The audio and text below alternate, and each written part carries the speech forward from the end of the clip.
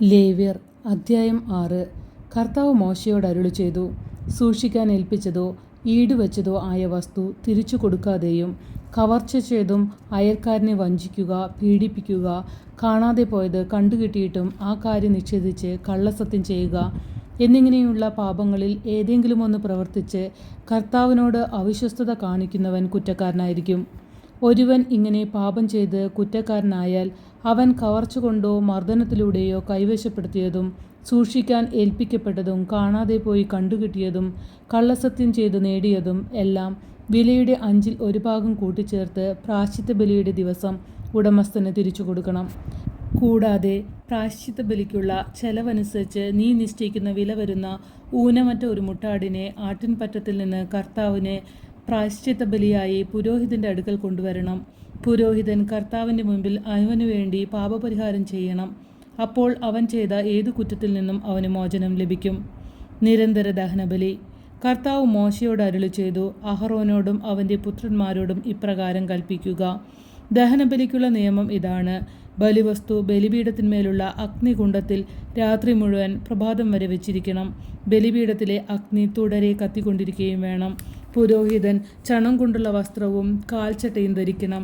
കാഴ്ചവസ്തു അഗ്നിയിൽ ദഹിപ്പിച്ചിട്ടുണ്ടായ ചാരം ബലിപീഠത്തിൽ നിന്ന് ശേഖരിച്ച് അതിൻ്റെ ഒരു വശത്തിടണം.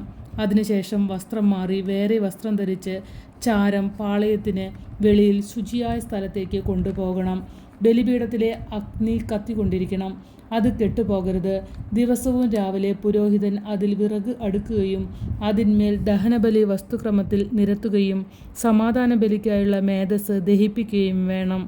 ബലിപീഠത്തിലെ അഗ്നി നിരന്തരം കത്തിക്കൊണ്ടിരിക്കണം, അത് കെട്ടുപോകരുത്. ധാന്യബലി. ധാന്യബലിയുടെ നിയമം ഇതാണ്. അത് അഹ്റോന്റെ പുത്രന്മാർ കർത്താവിൻ്റെ സന്നിധിയിൽ ബലിപീഠത്തിന് മുൻപിൽ അർപ്പിക്കണം. പുരോഹിതൻ ധാന്യബലിക്കുള്ള നേരിയ മാവിൽ നിന്ന് 1 കൈ മാവും അതിനുള്ള എണ്ണയും കുന്തിരിക്കയും മുഴുവനും എടുത്ത് സ്മരണാംശമായി ബലിപീഠത്തിൽ വെച്ച് കർത്താവിന് പ്രീതികരമായ സൗരഭ്യമായി അർപ്പിക്കണം. ശേഷിക്കുന്നത് അഹറോനും പുത്രന്മാരും ഭക്ഷിക്കണം. വിശുദ്ധ സ്ഥലത്ത് വെച്ച് പുളിപ്പില്ലാത്ത അപ്പമുണ്ടാക്കി വേണം അത് ഭക്ഷിക്കാൻ. സമാഗമ കൂടാരത്തിൻ്റെ അങ്കണത്തിൽ വെച്ച് അവർ അത് ഭക്ഷിക്കണം. അത് പുളിപ്പ് ചേർത്ത് ചൂടരുത്. എൻ്റെ ദഹനബലികളിൽ നിന്ന് അവരുടെ ഓഹരിയായി ഞാൻ അത് കൊടുത്തിരിക്കുന്നു. പാപപരിഹാര ബലി പോലെയും പ്രായശ്ചിത്ത ബലി പോലെയും അത് ഏറ്റവും വിശുദ്ധമാണ്. അഹ്റോന്റെ പുത്രന്മാർക്കെല്ലാവർക്കും കർത്താവിൻ്റെ ദഹനബലിയിൽ നിന്ന് ഭക്ഷിക്കാം. തലമുറ തോറും എന്നും നിലനിൽക്കേണ്ട നിയമമാണിത്. അവയെ സ്പർശിക്കുന്നവരെല്ലാം വിശുദ്ധരായിത്തീരും.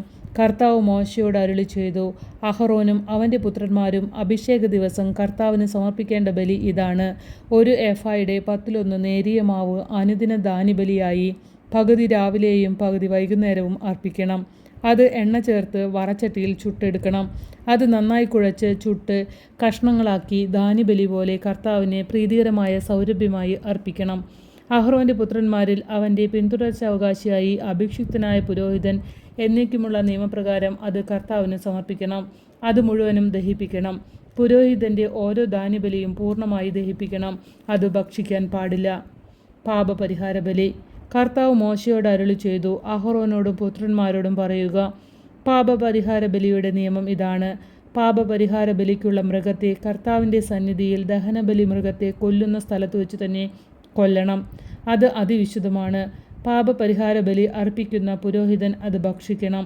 സമാഗമ കൂടാരത്തിൻ്റെ അങ്കണത്തിൽ വിശുദ്ധ സ്ഥലത്ത് വെച്ച് വേണം ഭക്ഷിക്കുവാൻ.